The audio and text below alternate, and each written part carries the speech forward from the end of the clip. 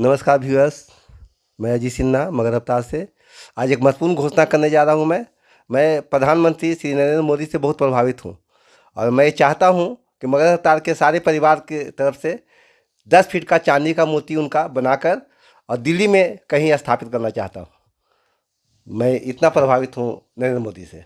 बस दोस्तों, जैसे कि आपने सुना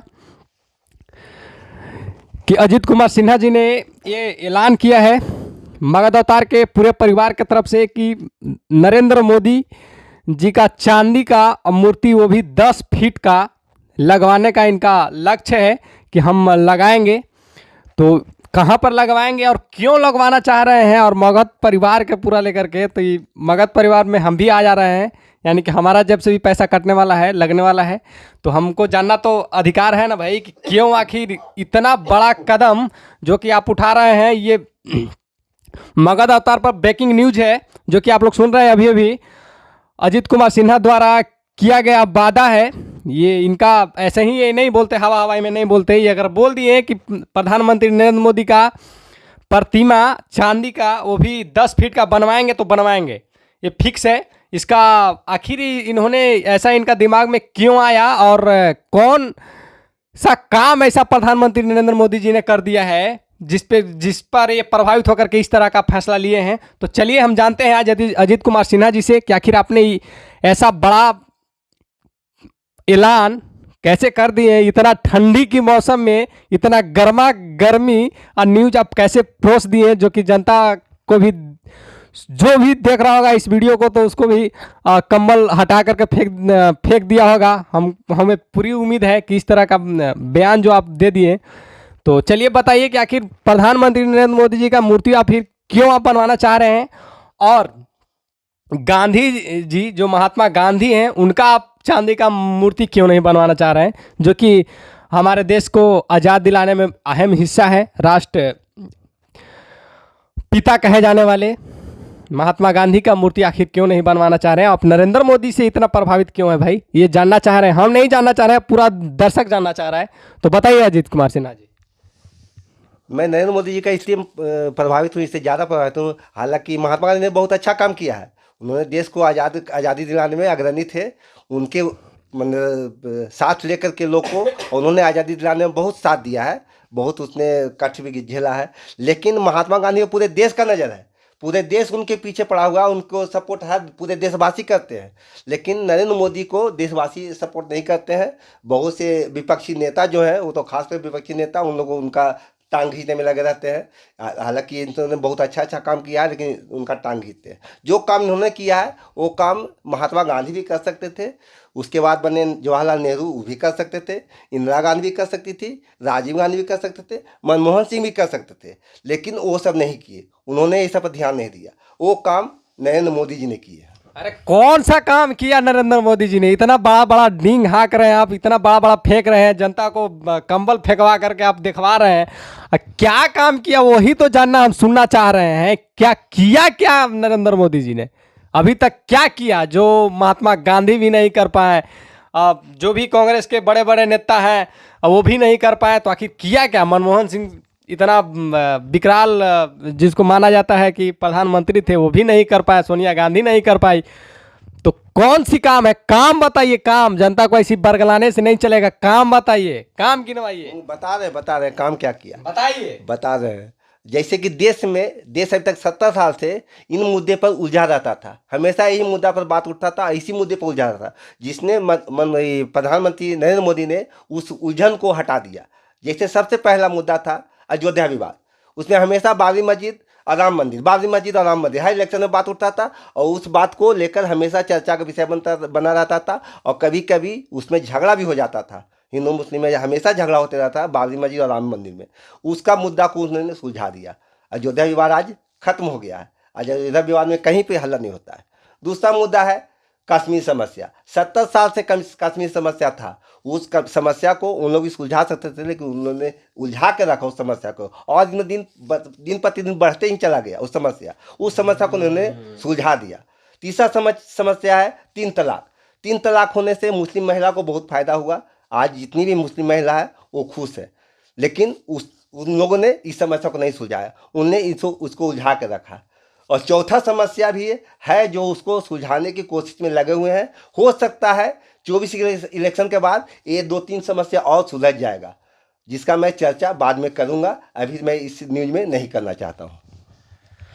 तो आप लोग सुने, जैसे कि अजीत कुमार सिन्हा जी ने 3 मुद्दा बताया जो कि कांग्रेस के पूरा मान के चले कि 70 साल से वो उन्होंने राज किया भारत में, और 3 मुद्दा जो था कि कांग्रेस से सुलझ नहीं रहा था, सुलझने के बजाय और उलझा दे रहा था।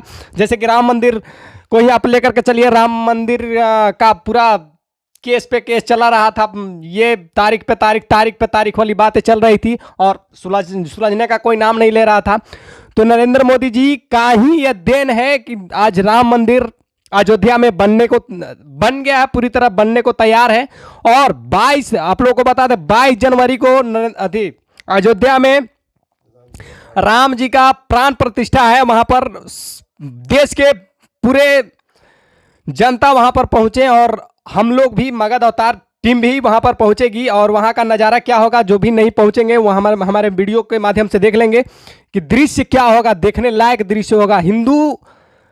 हिंदुत्व हिंदुस्तान की वो आन बान शान है जो कि राम मंदिर अयोध्या में बना जा रहा है। और इन्होंने कहा दूसरा मुद्दा है ये कश्मीर, जो कि कश्मीर में भी 370 धारा हटने से समझो आप भारत में ही वो भारत का ही हिस्सा था कहा जाता था, लेकिन अब मेरा भारत का ही हो गया है, वो क्लियर हो गया। 370 हटने से अब कोई भी आदमी वहाँ पर जा सकता आ सकता है और कुछ भी कर सकता वहाँ पर। और तीसरा मुद्दा इन्होंने बताया 3 तलाक, वो भी बहुत बड़ी मुद्दा थी। 3 तलाक कर देने से औरत को हटा दिया जाता था मुस्लिम के लोगों के द्वारा, इस तरह की उनकी ये थी मुद्दा था। तो ये भी नरेंद्र मोदी ने साफ कर दिया। चौथा मुद्दा इन्होंने कहा कि हम नहीं बताएंगे, वो बहुत बड़ी मुद्दा है जो कि नरेंद्र मोदी 24 में प्रधानमंत्री बनते ही 24 से लेकर के जो भी उसका कार्यभार का समय रहेगा उसके बीच वो बहुत बड़ा ऐलान करने वाले हैं, जो अभी इस वीडियो में बता देने से हो सकता है बहुत सारा विवाद उत्पन्न होने की संभावना है। इसके वजह से नहीं बताया जा रहा है, हो सकता है उनका वोटर भी विचलित होगा, इधर उधर होगा, इसके वजह से नहीं बताया जा रहा है। लेकिन बहुत बड़ा चौथा काम है जो कि नरेंद्र मोदी जी करने जा रहे हैं, वो भी 2024 के इलेक्शन के बाद। तो आप लोग भी सब बातें क्लियर हो गई कि आखिर क्यों ये प्रधानमंत्री को 10 फीट की मूर्ति बनाने को लिए तैयार हैं, वो भी मगध अवतार के परिवार के सहयोग से, अपना खुद के पैसा लगा करके। तो मैं भी इनका बात को समर्थन करता हूं। मैं अपना परिचय देता हूं, रोशन पटेल अरवल, जो कि हम मगध अवतार में ही मुख्य रिपोर्टर के रूप में काम करते हैं। और मैं भी ये घोषणा करता हूं, ये शपथ लेता हूं कि नरेंद्र मोदी जी का प्रतिमा उनके जीते जी 10 फीट की, वो भी चांदी की, बनवाने का काम करेंगे। और जहां पर भी सरकार, जहां पर भी प्रशासन बोलेगा वहां पर हम लोग का मन है, हम लोग का इच्छा है कि नरेंद्र मोदी जी का मूर्ति चांदी का जो 10 फीट का हम लोग बनवाएंगे, उसको स्थापना गांधी मैदान में महात्मा गांधी जी का बगल में हो। लेकिन इस पर अगर विचार विमर्श गवर्नमेंट को करनी है, आखिर वो लगाने देगी तब ना। कोई गांधी मैदान कोई प्राइवेट प्रॉपर्टी नहीं है। उसका भी उद्देश्य है लगाने का, क्योंकि ये काम गांधी जी के द्वारा छूट गया था, या गांधी जी की गलती से ऐसा काम हो गया था देश में, जिसका सुधार नरेंद्र मोदी जी ने किए हैं। इसलिए उनका छूटा हुआ काम को इन्होंने पूरा किया है। इसलिए उनके बगल में हम मूर्ति लगाना चाहते हैं, वो भी दिल्ली में, क्योंकि गांधी जी को जो देखे उसके बाद नरेंद्र मोदी जी को भी देखे कि इनका छूटा हुआ काम इन्होंने पूरा किया है, इसलिए हम लगाना चाहते हैं वहाँ पर। हाँ, तो इसी बात पे आप लोगों को इस वीडियो को इतना दबा के शेयर करें कि हमारी जो मांग है, जो हमारी ये ख्वाहिश है, मगध अवतार की जो ख्वाहिश है प्रधानमंत्री का 10 फीट का मूर्ति बनाने का, चांदी का, वो भी तो पूरा हो। आप लोग समझ सकते हैं कि चांदी का मूर्ति बनाना कोई गुड्डे गुड़िया का खेल नहीं है कि ऐसे ही उठाया कोई भी बना देगा। ये कोई सीमेंट का मूर्ति नहीं है, ये चांदी का मूर्ति है जिसमें पैसा तो खैर बहुत लगेगा इसमें, कोई अब आप लोग का इतना देन है, आप लोग का ही सपोर्ट है, आप लोग का ही ये सब देन है जो हम लोग आज इस तरह का फैसला ले पा रहे हैं। ये सब आप ही लोग का देन है, मगध परिवार का ही देन है, जो कि हम लोग इतना बड़ा आज सवाल उठा दे रहे हैं कि हम मूर्ति बनाएंगे। इतना आखिर हौसला, इतना ताकत सब आप ही लोग का देन है। अब आप लोग इस वीडियो को भी सपोर्ट करें और वहाँ तक पहुँचाएं, गवर्नमेंट तक पहुँचाएं कि कोई है मगध अवतार ऐसा चैनल जो कि सब जात पात को छोड़ते हुए नरेंद्र मोदी जी का प्रतिमा बनाने का काम करेंगे, वो भी चांदी का, और दिल्ली में उसका स्थापना करेंगे। और जहाँ भी प्रशासन इस पे बातचीत करेगी, प्रशासन जहाँ पर कहेंगे वहाँ पर हम लोग बैठाने का काम करेंगे।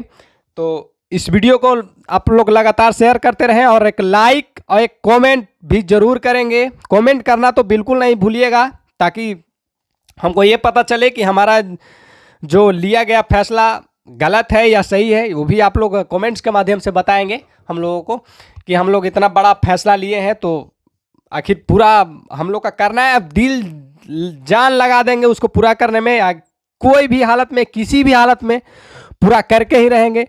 प्रधानमंत्री का मूर्ति 10 फीट का, वो भी चांदी का, लगा के ही रहेंगे। बस छोड़ दे, एक चीज आप छोड़ दे रहे हैं, उनका जीते जी लगाना है।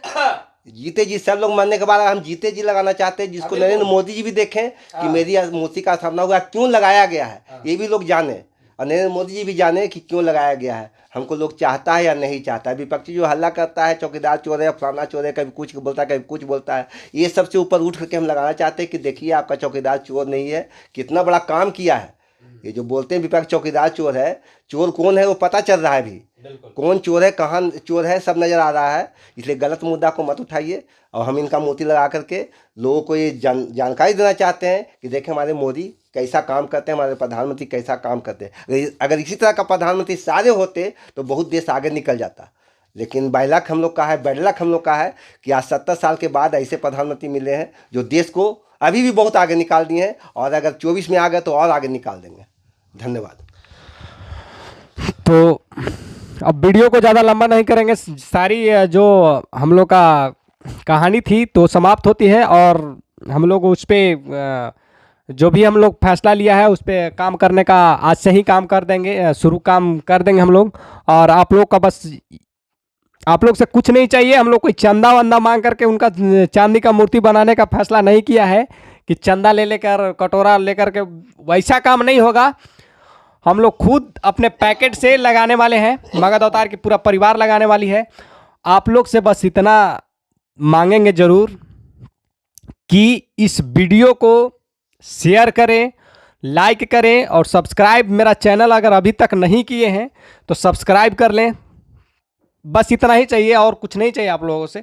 हमको बस हौसला आप बुलंद रखिए, हम बहुत आगे तक इस चैनल को ले जाने का प्रयास करेंगे और अच्छी अच्छी न्यूज़ देने का आप लोग का प्रयास करेंगे निष्पक्षता से। ऐसा नहीं कि प्रधानमंत्री का हमने ये गलत काम करेंगे तो उस पर हम लोग सवाल नहीं उठाएंगे, ऐसा नहीं होगा। गलत अगर माता पिता हम लोग का भी करते हैं तो उनका भी हम सवाल उठाना हम लोग का ही फर्ज बनता है, तो उठाते रहेंगे।